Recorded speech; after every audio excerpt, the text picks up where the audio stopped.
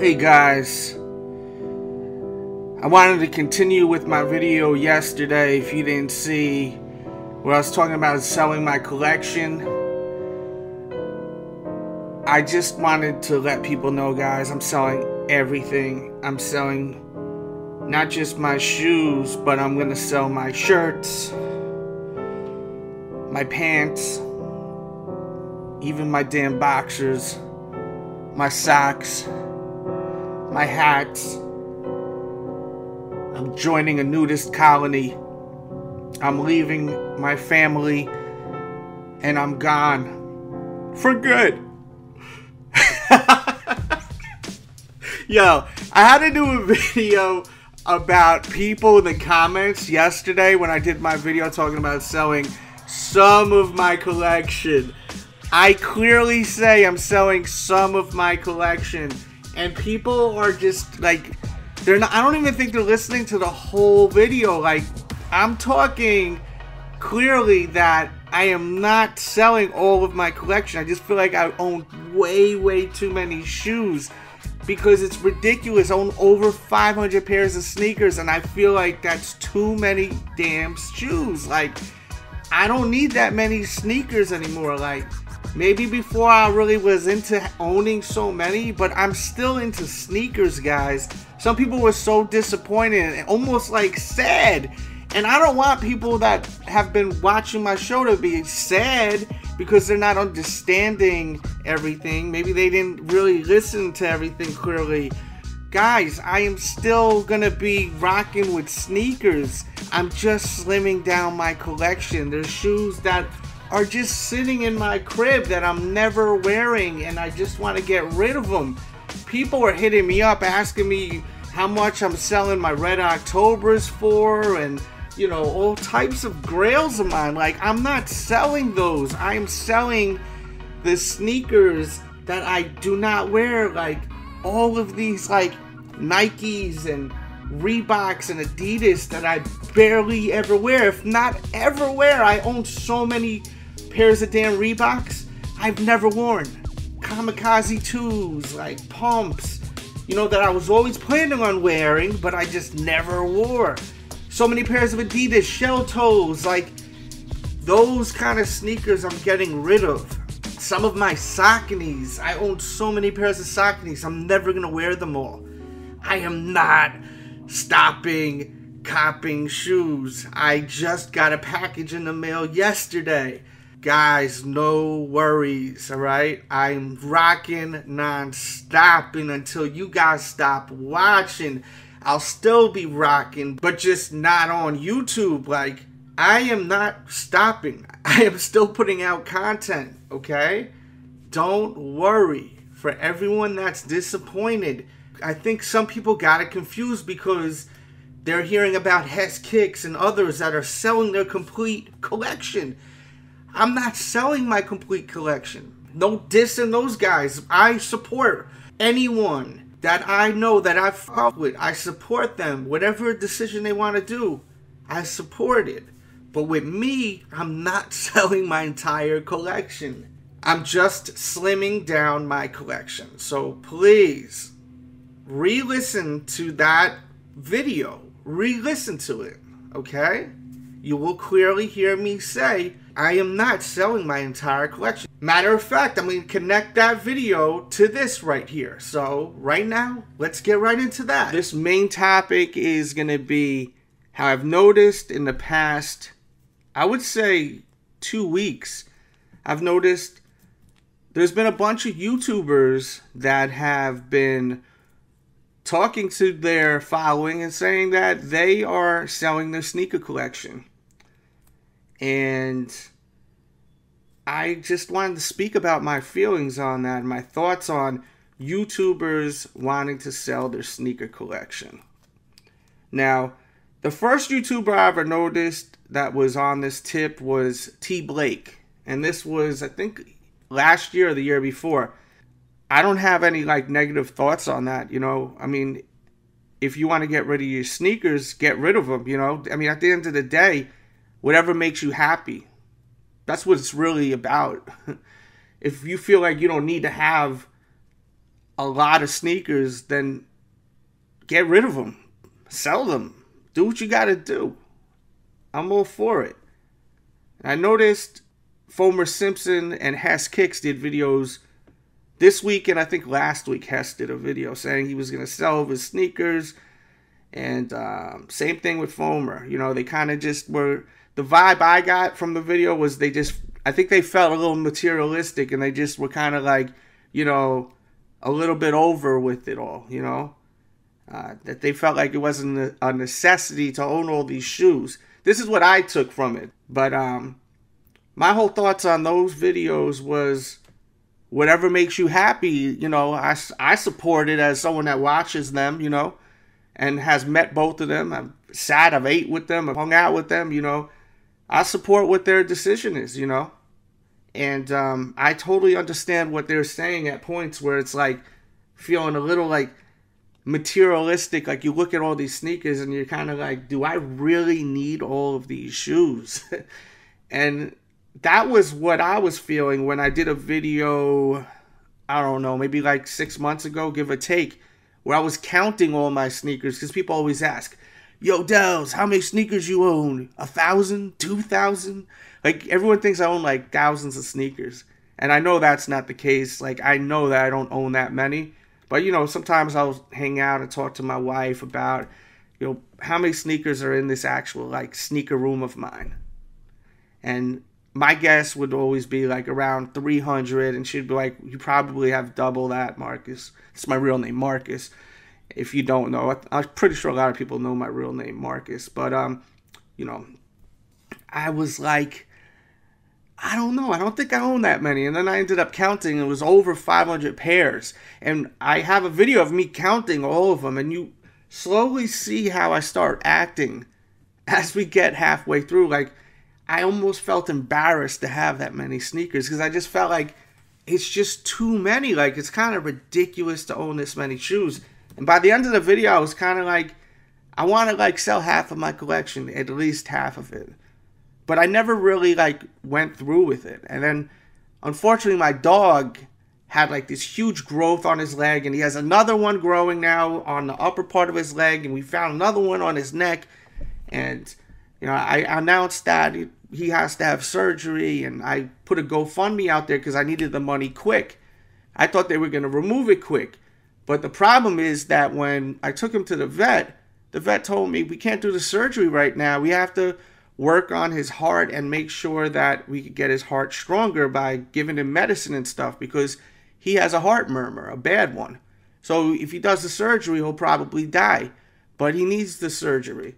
So there's a whole lot of different situations going on with my dog and getting him right again, because the fact is a heart murmur. And, you know, every time I bring him to the vet, it's like a $120 vet bill. And I've already brought him twice already. And I thank everyone that hit the GoFundMe up. And I appreciate it. It's really helping out. Because at the time, I just, you know, thought that we were going to do that. But that money is not going to waste. We're using that for his surgery. And I've been selling sneakers, too, at the same time. And that's not easy, which is a whole nother thing. You know, I post stuff on eBay and people bid and then they don't pay. But then you relist the item, people bid, they may not pay. It's like, it's a pain in the ass to sell sneakers. And, you know, I wish everyone luck who is selling them. Maybe, you know, they'll have better luck than me. But I've been trying to sell them, but I get a whole lot of runaround. I got people also on Instagram. They DM me. I'm not going to call them out because that's just whack. But you guys know who you are. Where you tell me to send you an invoice, and then all of a sudden you don't know how to use your PayPal anymore, and you can't pay. And then you give me excuses. Instead of just saying, I pass, oh yeah, I'll get you next week. And then before you know it, it's 3 weeks later, I'm on my PayPal, and I still have that pending. And it's a headache selling the sneakers, you know?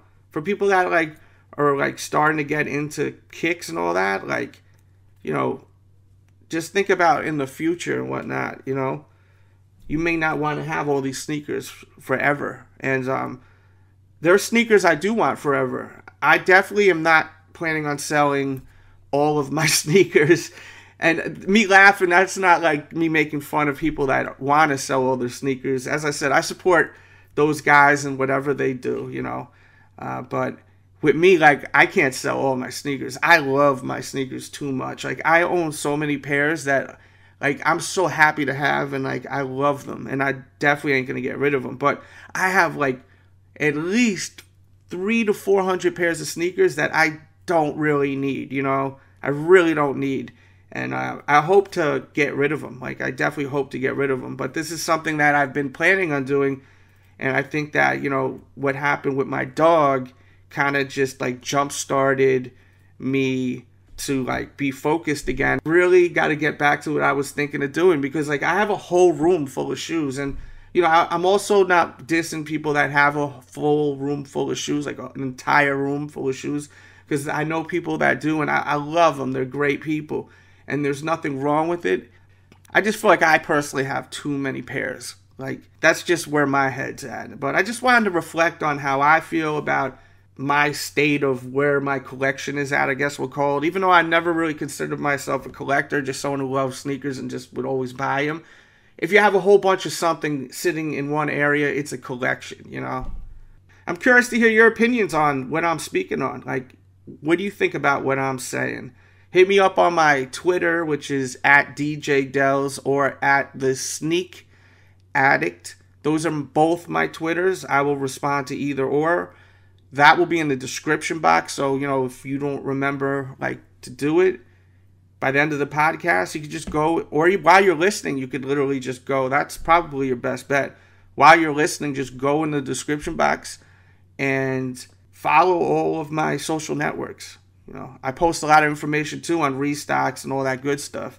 Now, does that mean I'm going to stop doing YouTube videos? Of course not. Like, I'm always going to be having sneakers, like, sent to me, or going to check out the new sneakers. A lot of the shoes I shoot now aren't my shoes. I'm just shooting other people's shoes. So, like, it's been that way for a while. If you notice, the only time I really show a pickup is when I show it on Footlook. And I don't show on Footlooks all the time. I mean, I do show them a lot. But the problem is that people expect that on Footlook every time I post a video. But I cannot buy 4 pairs of sneakers a week. And they release like 4 to 5 pairs of sneakers that people want a week, or that are interested in seeing and possibly copying a week. Every week. They drop so many damn sneakers. So it's like impossible to keep up. Before, years ago when I had the channel, I always showed on feet because it was affordable for me to buy 1 pair of sneakers a week. 2 pairs once in a blue moon. But now it's like 4 or 5 pairs a week. But I keep you guys in tune. I always do the videos. You know, I recently did the WWE Puma review, which I tore a new asshole into it. I really ripped the shit out of that sneaker. If you haven't seen the review to that one, check it out. You know, I really went in on that. A bunch of new reviews. I got the Pantone 7s I should be reviewing real soon, and a whole bunch of other videos. So definitely catch up on all the videos. I did this video where I found this dog that almost got hit by a car on a busy road, and then, you know, the dog was in bad shape. The owner wasn't taking care of the dog. I ended up bringing the dog home, washing it, giving it flea killer because it had fleas all over it, and I ended up finding a foster home for it through this rescue group. And on my way to the rescue group, I could just see how the dog was so sad. Like, I had it in my yard and it was just looking for its puppies. Like, and it made me think, you know, I got to go back to that neighborhood where I found the dog. My wife was like, I don't really want you going. It's not a great neighborhood. But, you know, my wife is from the South. I'm from New York. I've been around the streets. Like, you know, I've been around everywhere. The nicest parts of New York to the streets. I know how to handle myself in any situation. Most situations. I wouldn't say every. So I told her I'm good. Like, I'm going, you know. Sorry, but I'm going. I'll be fine. And I went over there. The dog walked me one direction, then walked me another direction. And I was about to give up, but, you know, the dog was so into the walk. So I was like, you know what? Let me just have this one moment. Because I like the dog. If I didn't have so many dogs, I probably would have kept her. But she was just so into the walk. So we're walking like 4 blocks down. And then we bust a right. And I was like, okay, now we're going totally in another direction off a side road. And then we're walking, and there's one dude, and he's like, hey, he was like, that's your dog? And I was like, I'm looking for these puppies. This dog had puppies. I'm looking for the puppies. And then he was like, I know whose dog that is. Come on. I go, you know whose dog this is? Where's the puppies? Because my whole focus was the puppies, not the owner, because the owner was taking shitty care of the dog, you know? So he was like, nah, I know where the puppies are. I'm going to bring you to the puppies. The puppies is in this house right here. So I have my guard up crazy, walking into that house. And I walk to the door, and the guy's like, oh, my God, it's my dog. I missed you. I've been crying. And he was an older guy, a little bit of a mess, you know. And I was like, can I come inside? Because I wasn't just going to walk in his house, you know. That'll get you killed. So I told him, I was like, can I go inside and see the puppies? So I went inside. The house was a fucking mess. And the puppies were in like a little box. But it was like, you know, it wasn't like a mess, you know. It was actually taken care of.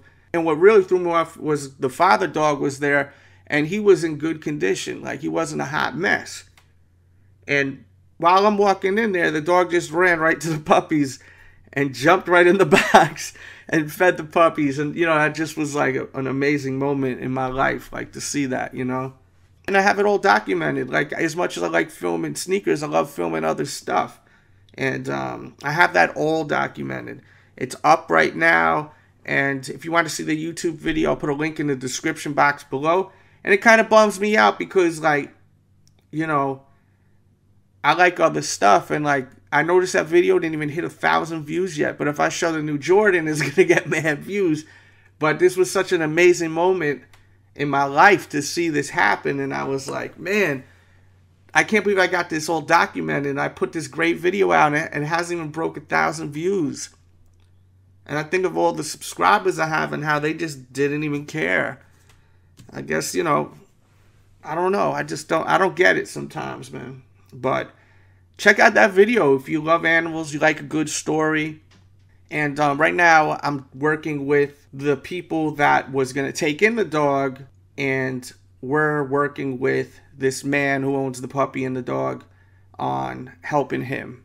And we'll hopefully get the dogs from him eventually, which should be soon.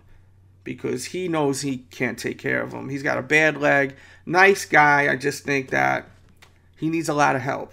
And I talked to him about how I think he needs help. And it's a really good video. You really get to know me. But most of the people that listen to the podcast get a better sense of me versus just watching the YouTube videos. But that was one thing I wanted to speak about too a little. Because it was a crazy moment, man.